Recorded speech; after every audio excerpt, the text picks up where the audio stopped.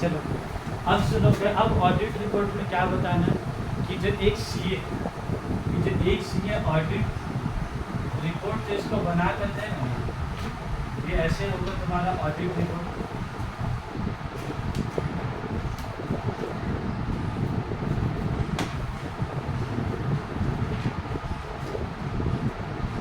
ये audit report होगा, ये ऑडिट रिपोर्ट बनाएगा। तो ऑडिट रिपोर्ट किसके बुनियाद पर बनाएगा बोला? फाइनेंशियल स्टेटमेंट जो भी बताए, ट्रेडिंग, पीएल, बैलेंस शीट सारा चेक करने के बाद अब ये मेन ऑडिटर रिपोर्ट हो। ऑडिटर रिपोर्ट में मेन इसको क्या देना पड़ता है, तो क्या लिखा है, ओपिनियन देना पड़ता है कि क्या उसका फाइनेंशियल स्टेटमेंट, तो इस जगह में फाइनेंशियल स्टेटमेंट जो तुम्हारा बना हुआ है, ट्रेडिंग अकाउंट, पीएल अकाउंट, हम तो पहले ट्रेडिंग पीएल के बारे में बोला, बैलेंस शीट बोलने जाएंगे तो अभी और खतरनाक है। यहाँ fix asset, plant and machinery, investment, हर चीज़ तुमको क्या है चेक करना है। तुम प्लांट एंड मशीनरी कैसे चेक करोगे? तुम बोलोगे कि भाई प्लांट एंड मशीनरी जब खरीदे तो उसका हमको एग्रीमेंट दिखाइए, या परचेज बिल वाला बिल दिखाइए, उसको तुमको देखने होगा। फिर बोलेगा नहीं हम तो भाड़ा में लिया था, तो फिर तुम बोलोगे ठीक है तो लीज एग्रीमेंट दिखाइए हमको, आप जो भाड़ा पे चला रहे हैं प्लांट एंड मशीनरी में। इन्वेस्टमेंट अगर जो शो करेगा तुमको इन्वेस्टमेंट क्या है, तुम बोलोगे कहाँ इन्वेस्टमेंट किया उसका प्रूफ दिखाइए, क्योंकि जहाँ इन्वेस्टमेंट करोगे तो कुछ रसीद देगा कि नहीं देगा, सबका रसीद मांगोगे तुम इससे। तो हर एक चीज़ बहुत डिटेलिंग हो जाता है, बहुत ज़्यादा डिटेलिंग। अब देखो इधर, तो एक ऑडिटर इस ट्रेडिंग पीएल बैलेंस शीट के ऊपर वो अपना क्या देगा, ओपिनियन जाहिर करेगा। याद रखोगे हम क्या बोला वो ओपिनियन। ओपिनियन मतलब बोलो तो ऑडिटर का राय क्या होगा। ये 100% याद रखोगे तो वर्ड हम बोलने जा रहे हैं, 100% अपना दावा नहीं कर सकता है ऑडिटर कि एकदम सही है, क्योंकि किसी का ताकत नहीं है बाबू कि हर एक item by cell purchase salary rent, तुम बोलो जितना भी तुम्हें क्या हर एक आइटम एक रुपये तुम सही से चेक कर सकते हो। 14,65,415 हो तो तुम एक्यूरेट उतार सकोगे उसको, आगे पीछे वही सकता है। तो इसी के लिए बोला जाता है कि ऑडिटर अपने क्या देगा बाबू, ओपिनियन देगा। और ओपिनियन में याद रखोगे ये पहला ओपिनियन बहुत सारे टाइप का रिपोर्ट है, बहुत सारे टाइप का रिपोर्ट है। इसका जो रिपोर्ट है ना ऑडिट रिपोर्ट, एक ऑडिट रिपोर्ट कैसा होता है, क्लीन रिपोर्ट। कैसा रिपोर्ट देगा, क्लीन। क्लीन का मतलब क्या है, तुम नाम से ही समझ रहे हो कि इसका जो रिपोर्ट है सब कुछ एकदम सही, सब कुछ एकदम सही, मतलब वो अपना साइन करेगा। और अगर क्लीन रिपोर्ट दिया तब तो ये कंपनी के लिए क्या ईजी चांदनी चाहिए। क्या अगर क्लीन रिपोर्ट मिला तो मतलब इसका ट्रेडिंग पे बैलेंस शीट का एकदम सफा सुथरा, कोई झूलकर नहीं है। तो ये ऑडिट रिपोर्ट लेके क्या करेगा बोलो, तुरंत लेके दौड़ेगा किसका पास बोलो, बैंक। और बैंक उसके रिपोर्ट देख के क्या देगा,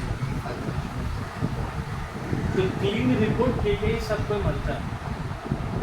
हर एक कंपनी का मैनेजर डायरेक्टर जो भी है सब कौन रिपोर्ट के लिए बनता है, क्लीन रिपोर्ट के लिए बनता है। बोलता है भाई हमको क्लीन रिपोर्ट दे, तो क्लीन रिपोर्ट कैसे दे देंगे क्लीन का, कि हम सब चेक करेंगे सही होगा तभी क्लीन देंगे, नहीं तो क्लीन नहीं देंगे। अब उसके बाद दूसरा जांच का रिपोर्ट होता है, इसमें क्लीन रिपोर्ट के बाद तुम्हारा क्वालिफाइड रिपोर्ट। उसके बाद दूसरा रिपोर्ट क्या होता है तुम्हारा क्वालिफाइड। क्वालिफाइड रिपोर्ट के मतलब क्या होता है कि जितना सारा आइटम है सब सही, सब करे हर एक आइटम सही, लेकिन तुमको एक आइटम में पहले डाउटफुल हो रहा बैलेंस शीट में, तुमको लग रहा है ये जो इन्वेस्टमेंट है ना, ये जो इन्वेस्टमेंट है इसमें तुमको लग रहा खुद तो डाउट, तुमको क्या लग रहा, फिर इसमें तुमको डाउट लग रहा, बाकी plant and machinery,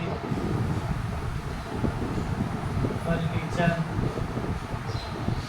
bank, cash, तुमको सब लग रहा है ठीक है, everything is alright except one item. पर एक आइटम के अलावा तुमको क्या लग रहा है बाकी सब ठीक है। तो जब तुम्हारे साथ ऐसा होता है तुम एक आइटम में डाउट है और सब आइटम तुमको ठीक लगता है, तो फिर तुम उस जगह पर क्या करना उसको क्वालिफाइड हो, तो फिर क्या दोगे, क्या एकदम ऐसा हो सकता है कि सब आइटम सबको सही है, एक ऑडिटर हर एक आइटम से सहमत है, जो मांग और सब मिल रहा है एकदम, कोई आइटम में क्या सबूत नहीं दे पा रहा, तो तुमको लग रहा सबूत भी जो नहीं दे पा रहा उसका जस्टिफिकेशन भी सही नहीं है, तो तुम उस जगह में फिर क्या लोगे तुम क्वालिफाइड रिपोर्ट। तो क्वालिफाइड रिपोर्ट का मतलब क्या होता है, तुम लोग लिखते हैं रिपोर्ट में सब कुछ सही है, हर एक चीज़ ट्रू एंड फेयर व्यू बता रहा है एक्सेप्ट इन्वेस्टमेंट आइटम। सब कुछ पहले बोलेंगे सब कुछ सही है, फिर लास्ट लाइन में काम मेंशन कर देते हैं मतलब एक्सेप्ट इन्वेस्टमेंट आइटम। तो अगर वैसा रिपोर्ट तुमको देना है तो वो तुम्हारे पास आएगा, तो फिर उसका हेडिंग में तुम क्या दोगे क्वालिफाइड।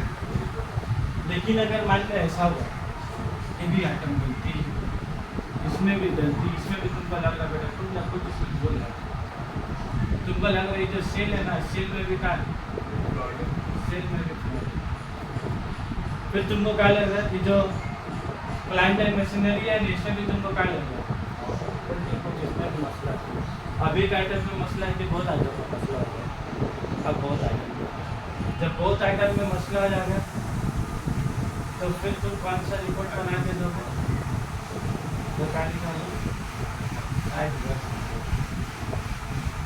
एडवर्स रिपोर्ट अगर कंपनी को मिल गया ना उसका ज़िंदगी बर्बाद होती है। सोचो तो ये एडवर्स रिपोर्ट मिलने के बाद खाली बैंक, क्या यहाँ पर ही बाबू लाखों इधर पर शेयर होल्डर नहीं है, कंपनी में किसका पैसा लगा हुआ है, यहाँ जो कंपनी में पैसा लगा हुआ है किसका पैसा लगा हुआ है, शेयर होल्डर लोग का लगा हुआ है। अगर एक कंपनी में इतना आइटम खराब है का मतलब है कि सारा झूठ कौन करता होगा, डायरेक्टर लोग। और डायरेक्टर लोग आया कहाँ था, तुम लोग कंपनी लॉ में पढ़े थे, शेयर होल्डर लोग होता है, वही लोग अपॉइंटमेंट करके उस डायरेक्टर लोग को क्या अपॉइंट करता है। ये बार हम लोग तो रोज ऑफिस में जा सकेंगे सुबह से रात तक, तो यही लोग कंपनी को क्या मैनेज कर, और हम लोग साल का के बता कितना प्रॉफिट और कितना नुकसान हुआ। तो लेकिन उस चक्कर में ये जो इतना जगह में फ्रॉड है, तुमको पक्का लग रहा है कुछ ना कुछ गड़बड़ी है, तो उसका नुकसान किसको होगा, न इसको होगा न मैनेजमेंट को होगा, गरीब किसको होगा, शेयर होल्डर को होगा, कंपनी का। फिर शेयर होल्डर लोग को अगर लगा कि तुम एडवर्स रिपोर्ट है तो बोलो, अगर एडवर्स रिपोर्ट हो गया, क्या ये कंपनी अगले साल पब्लिक से पैसा उठा सकता है? अब पब्लिक से उठाओगे तो पब्लिक क्या मिलेगा, तेरा कंपनी खराब, तेरा कंपनी रुके लगा दूर समझे हम लोग को। तो जो शेयर होल्डर होता है या जो इन्वेस्टर होता है, ये सबको सारा फाइनेंशियल स्टेटमेंट क्या पढ़ना होता है, देखना होता है। बोलता नहीं है म्यूचुअल फंड में सोच समझ के रुपया लगाइए, तो सोच समझ के का मतलब क्या है, तुम उसका चेहरा देखिए का डायरेक्टर गोरा है कि काला है, गोरा है तो खूबसूरत है लगा दे पैसा, क्या तुमको गोरा खूबसूरत देख के पैसा लगाना, कि उसका कंपनी का सारा फाइनेंशियल स्टेटमेंट का आना चाहिए, एक्यूरेट होना चाहिए, तब पैसा लगा हुआ है। तो एडवर्स रिपोर्ट अगर तुम ऑडिटर बना के देते ना तो उसका ज़िंदगी का ये बर्बाद है उसका बोलना है बात। और लास्ट में एक तो रिपोर्ट होता है जिसका नाम इधर क्या होता है, डिस्क्लेमर। क्या रिपोर्ट आता है, डिस्क्लेमर का मतलब होता है इसका सारा बुक्स ऑफ अकाउंट, इसका सारा books of account seized by government authority, इसका सारा बुक्स ऑफ अकाउंट कौन सीज करके लेके चले थे, सरकारी आदमी आया ना, पूरा लैपटॉप प्रिंटर सब गाड़ी में भर के काट के लेके चले गया, ताला वाला मार के सब चले गया। अब ऑडिटर आया ऑडिट करने के लिए, देख रहा है ये आया खुला है लेकिन बुक्स ऑफ अकाउंट नहीं है। जो कंप्यूटर में सारा डेटा सेव होता है तो कंप्यूटर सरकारी आदमी का लेके चले गया, जो लैपटॉप में डेटा रहता था लैपटॉप ले गया, प्रिंटर ले गया, कंपनी का जो फोल्डर फाइल था सब कवर खोल के सब लेके चले गया। अब बोले तो लेके चले गए, क्या तुम चेक कर पा रहे कुछ भी चेक कर पा रहे, तो जब तुम चेक ही नहीं कर पा रहे, जब भी ऑडिटर चेक ही नहीं कर पाया तो क्या ये बोल सकता है कि गलत है कि सही है? भाई गलत और सही बोलने के लिए भी तो चेक करना का जरूरी है। तो अगर ऐसा कंपनी का ऐसा सिचुएशन ऐसा स्थिति हो गया जहाँ तुम बोल के बता ही नहीं पा रहे कि सही है, कि क्लीन रिपोर्ट है, कि क्वालिफाइड है, कि सब सही है, तो गलत है, कि सब गलत है, उसको तो कुछ भी बता ही नहीं पाएगा, तो फिर लास्ट में ऑडिट रिपोर्ट का एक टाइम होता है जिसके अंदर तुम कोई रिपोर्ट बना के सबमिट कर देना होता है। तुम इंतजार में बैठे नहीं रह सकते कि गवर्नमेंट ऑथोरिटी जब देगा, आज नहीं तो कल देगा, ये जब देगा तब रिपोर्ट बना कर देंगे। ऐसा तुम क्यों नहीं कर सकते? काम का डेडलाइन होता है, तो डेडलाइन के अंदर रिपोर्ट उस कंपनी को कहा जाना चाहिए, जमा हो जाना चाहिए। तो जब जमा करने के लिए फिर तुम्हारे पास तो ऑप्शन है, तो तुम क्या रिपोर्ट दोगे उसको? Disclaimer report. तो एग्जाम में बाबू चारों रिपोर्ट तुम लगेगा सबसे ज़्यादा कीमती क्वेश्चन तुम लोग कई चैप्टर के लिए यही वाला है। सबसे ज़्यादा कीमती क्वेश्चन क्या तुम लोग का?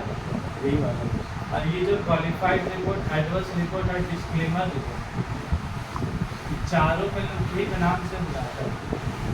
ये जो क्लीन रिपोर्ट है, ये क्लीन रिपोर्ट के लोग क्या बोलता है? वो अनक्वालिफाइड रिपोर्ट। क्लीन रिपोर्ट का लोग क्या बोलता है? अनक्वालिफाइड। मतलब या तो क्लीन बोल लो या जिसको क्या बोल लेते हो अनक्वालिफाइड।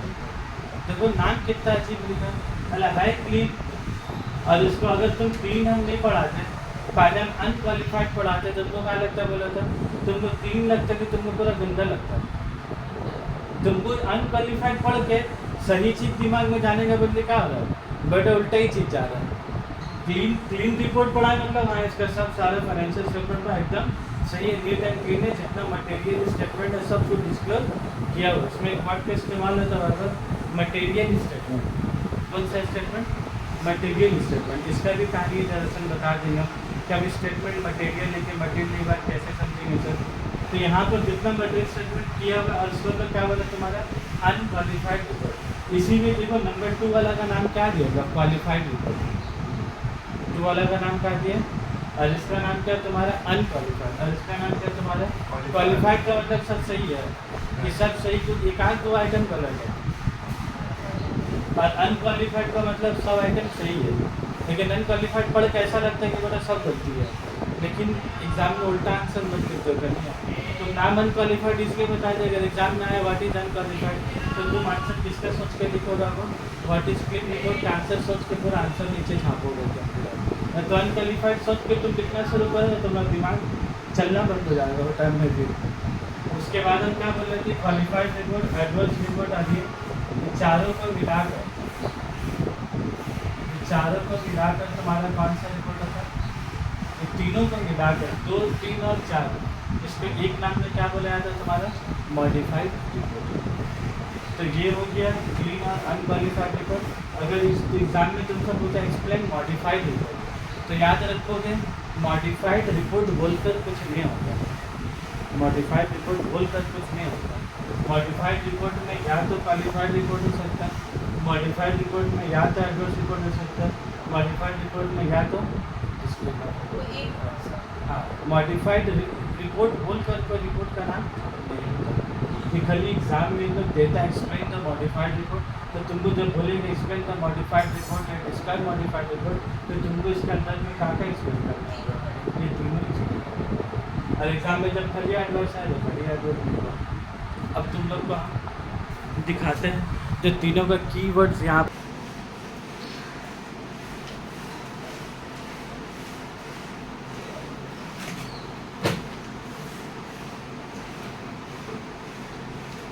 देखो तीनों का कीवर्ड यहाँ क्या लिख कर रखा है? क्लीन रिपोर्ट, अनक्वालिफाइड रिपोर्ट मतलब क्या हुआ? Reflect true and fair view. Reflect true and fair view, एकदम सब कुछ सही सही, कोई झोल झाल कुछ एकदम फरिश्ता तरह मैनेजमेंट बना के दिया, ठीक है। उसके बाद क्वालिफाइड रिपोर्ट मतलब क्या है? ट्रू एंड फेयर व्यू, सही है सब।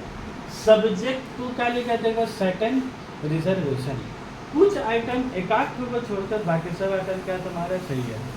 तो क्लीन क्वालिफाइड रिपोर्ट फिर भी बहुत ज़्यादा खराबी नहीं है, ये भी बहुत ज़्यादा गंदा नहीं माना जाता इसको, सब कुछ सही है, एकाध को आइटम गलती है। एडवर्स रिपोर्ट ये तो हम क्या बोले, ये अगर हो गया तो कंपनी का जिंदगी बर्बाद हो गई। देखो उसमें क्या लिखा है? Does not agree with financial statement. जो ऑडिटर है वो फाइनेंशियल स्टेटमेंट के साथ रेडी हो रही नहीं, एग्री नहीं हो रहा है, एंड एक्सप्रेसेड इज ओपिनियन, और वो अपना ओपिनियन क्या दे रहा है? That the FS do not reflect true and fair view. यही जो लिख देगा ना, और आई जो लिख देना do not reflect true and fair view, बस वही कंपनी की जिंदगी का हो गया खराब हो गया। अब वो कंपनी को अगर एडवर्स रिपोर्ट मिला है तो अब कंपनी उसके बुनियाद में ना ही कोई लोन ले सकता है, इवन जो उसका शेयर होल्डर लोग है, जो लोग रुपया लगाया है, वो लोग कंपनी के शेयर बेचना शुरू कर देगा। बेच देगा तो तुम चलाओगे कहाँ से कंपनी? उसके बाद शेयर्स का कीमत घटना शुरू हो जाएगा और डायरेक्टर सोचेगा कि ठीक है चलो बेच के चले जाए, हम नया शेयर इशू कर लेंगे, तो नया शेयर्स को खरीदने भी नहीं मांगेगा अगर एडवर्स रिपोर्ट मिल गया तो एडवर्स रिपोर्ट मिल जाने से ज़िंदगी एकदम ख़राब है उसका बाद। और 4 नंबर में क्या देखो, डिस्क्लेमर रिपोर्ट। डिस्क्लेमर का मतलब क्या बोला कि ऑडिटर के पास प्रूफ ही नहीं है या साबित करने के लिए भी कोई भी कागज़ मौजूद नहीं है उसके पास कि सही है कि गलत है। सही बोलने के लिए भी कोई कागज़ नहीं है और गलत बोलने के लिए भी कोई एविडेंस नहीं है उसके पास। तो इसीलिए मैं क्या बोलेंगे, ऑडिटर इस जगह क्या लिखा, unable to form an opinion, ये अपना ओपिनियन बना ही नहीं पा रहा।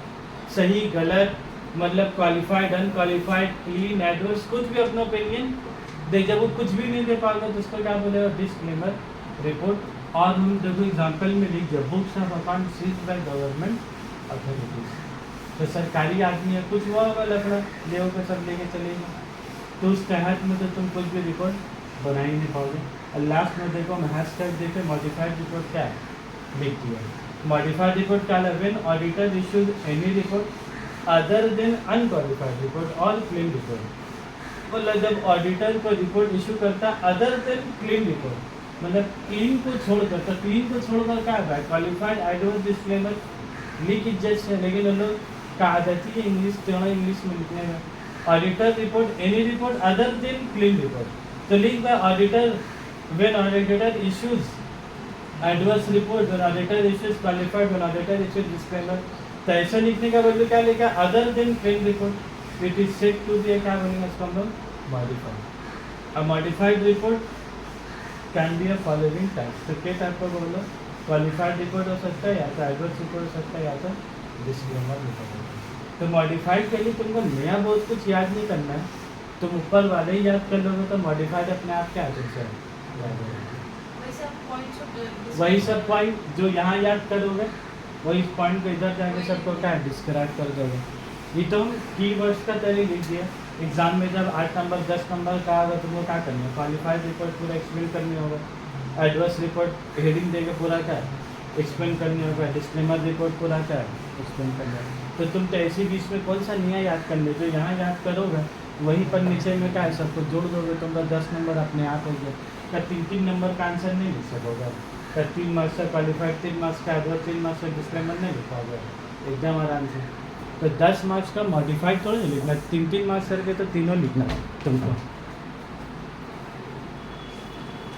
समझ में बात आज का क्लास, इसीलिए हम बोला बहुत कुछ तैयारी इसका हो चुका था, इसलिए हम बोला आज का क्लास में बहुत इंपॉर्टेंट तैयारी है।